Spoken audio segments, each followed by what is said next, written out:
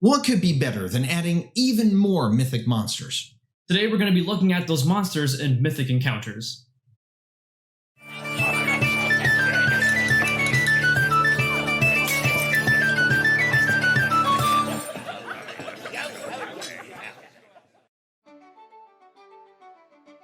Welcome to the Homebrew Crew. I'm Tony, this is Sean, and today we're going to be going over Mythic Encounters. Yes, Mythic Encounters is a very cool supplement by several authors, including Steve Fidler, Bryan Holmes, and E.R.F. Jordan. Now, this includes 36 monsters, CR 21 or above, 16 brand new mythic spells, and 67 mythic items. Yeah, there's a lot kind of pumped into the supplement, and again, we're talking maybe late game, end game kind of stuff, because all the monsters in here are minimum CR 21. So you got that cocky party that thinks they can kill everything? Well, have we got the book for you? Oh, yes. These monsters are things from the monster manual that have been upped to the Theros Mythic Encounter level. Exactly, and if you haven't really looked into that yet, basically these Mythic Encounters kind of add an extra layer of difficulty on top of the regular creatures battle. So you're going to see extra features that you wouldn't see normally on a regular Tarrasque or regular thing or whatever you see on there.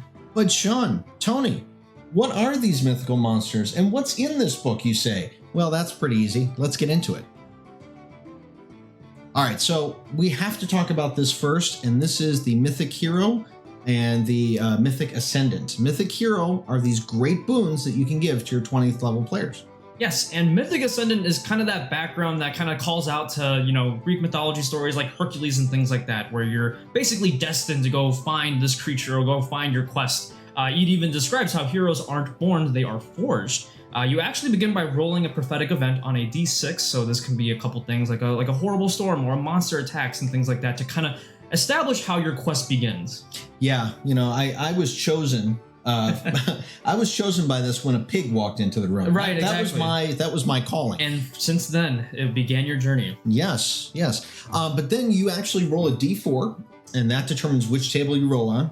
And then that you roll a d10 on, and that tells you what monster you were born to hunt. Yeah, so it's kind of interesting because we do have some players that kind of like the background of oh, I'm hunting this thing or I'm finding this creature. And this kind of really helps solve it. You basically get to roll on one of these charts, and all these creatures, mind you, are very powerful, legendary creatures. So it'll be very hard to disappoint on whichever one you roll on that you're kind of destined to go fight. It's true. And these things are not only immense, but extremely hard to beat. Yeah. I mean, extremely hard, which we're going to see now. We're going to cut to Mother.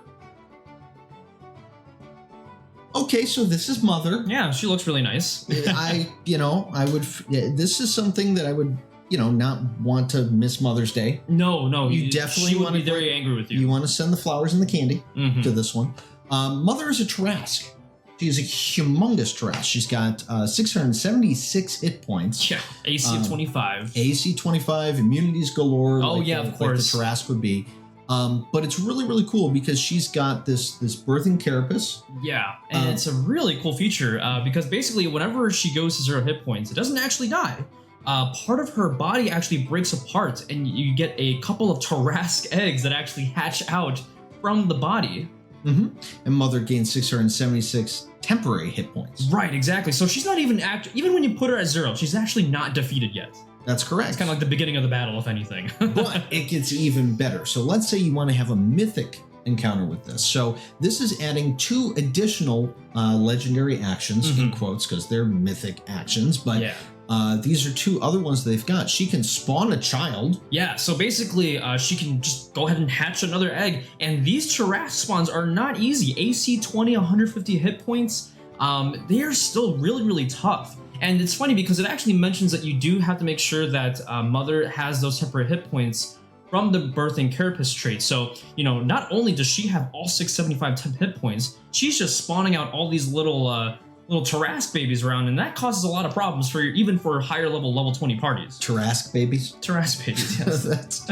I was in a band called Tarrasque Babies. Good, yeah. But then she also gets the Death Whale. And this is insane. Oh, it's pretty nasty. So basically, she kind of makes this sound that shakes the very foundation of the planet. All creatures within a mile that can hear the Mother are deafened for an hour and stunned until the start of the next turn. No save. No saves. No save at all. Just she gets a free action on someone else's turn, costs her 3 points, and she has a recharge of 6 on this. But she can basically stun the entire party. Yes. And then there she goes with her tail whip, her bite, her claws. And it's interesting because we mentioned in another video how deafen can be a really bad thing. Your bard can no longer go ahead and hand out that inspiration if no one can hear the bard. So deafen is actually a really healing word. You have to hear it. Right, exactly. I'm sorry, what was that? I said you got back 10 hit points. What? It's kind of an interesting thing. Yes. Now, the cool thing about this, though, is it goes through all these different monsters. And every single one there, I mean, obviously, you can be destined to kill Mother, or you can be destined to kill this or to kill that, right? Yeah. But what's neat is when you finally accomplish your task, there is a pot of gold at the end of the rainbow. And we're actually looking at 2, I guess, pots of gold. So these 2 items are actually specific for slaying Mother. The first one being one of the actual Tarask eggs. Yeah, and this thing's pretty cool with it. Although I do consider that it's hard to move around. Yes, so you have to consider that this egg is a 10-foot cube, and it's 500 pounds. So it's a very, very big thing. And it kind of looks like a boulder, and it's basically just like a big rock. And upon first glance, like, what the heck do I do with this thing? Right. And there are a couple of things you could do with this thing. I would teleport it into my neighbor's yard. But there's some neat things that it does. So just like the Tarask with that, with the damage being done to it and reflecting spells like that, you actually get this little thing going on there. So you roll a d6. Yeah. Right? So. And then basically it kind of is similar to the Tarask or Mother, where if you actually roll a 6 on that, the spell does not affect the egg, and it gets bounced back at the person who casts the spell. And a 1 through 5 on that, it just doesn't affect the egg. Yeah, exactly. Just like if you roll that 6, boom, it's going to cast back. Yes, exactly. Now, it's similar. There is one other thing on this that this one actually is pretty useful. Right. Basically, the area within 1 mile of the egg prevents anything from flying, even if it's magical. It's magical or otherwise. Yeah, exactly. So the birds are all crawling on the ground. Yeah, they all kind of sink. But this is actually really, really cool because, if a party is smart, they could potentially use this to maybe trap the big boss, or have encounters go in their favor. So it's actually a really interesting little feature. Again, kind of a hard item to use, but if the party is clever, it could be very useful. I wonder what happens if you catapult it. I mean, if it itself is flying. Would it negate its just own drag flying? around the top? Right, exactly. So it's kind of the thing. It's just that it's a heavy egg with that. But then you also get the Tarask plated armor. Now, you don't have to give both of these to your players, but it is something you can give out as a reward for killing Mother. Yep. And this is very similar, where you roll a d6, right? And then on a 1 through 3, you're affected by whatever spell it was. On a 4 or 5, you're unaffected. And on a 6, it reflects back. But once you've used that, everything goes down a notch. Yeah, so basically once you've actually used that effect, now you would have to, even if you roll a 6, it actually doesn't actually reflect the spell. It just makes you unaffected. Right, exactly. And then at the dawn of the next day, that ability comes back. Yeah. The armor comes back and it's great. Now, there are so many items that are here. I mean, there are tons of them. Like tons of different items. Yes, each and one. It's cool because they're all flavored based off of whichever mythic creature you're actually going to kill. So, it kind of helps solve the problem, like, having your party kill, something of CR 30 or something that's a really high CR. How on earth do you even reward someone like this? This kind of helps with that, as you have nicely themed items that do really, really awesome abilities. Now, this is a great thing. I love this thing. Again, if you guys want to pick this up, this is Mythic Encounters. You can find it on the DMsGuild. It is about $15 or so to purchase, but well worth every price.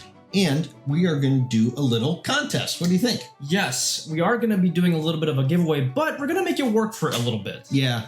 I mean, not rolling dice or anything like that. It's too easy. No, this is going to be an intelligence check.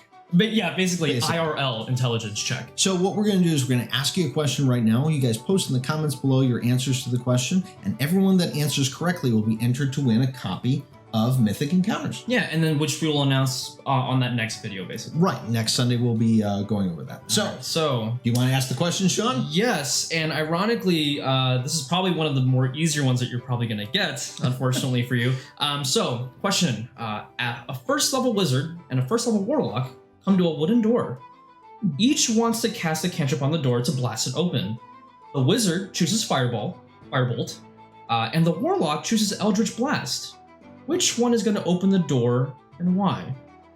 Go ahead and post your comments down below there and let us know what you think. If you answer correctly, you will be entered to win Mythic Encounters. Yes, this one stumped me, folks, so warning for you. Yeah. And our next video is going to be coming up on Wednesday after this, and we're going to be reviewing the Nyxborn.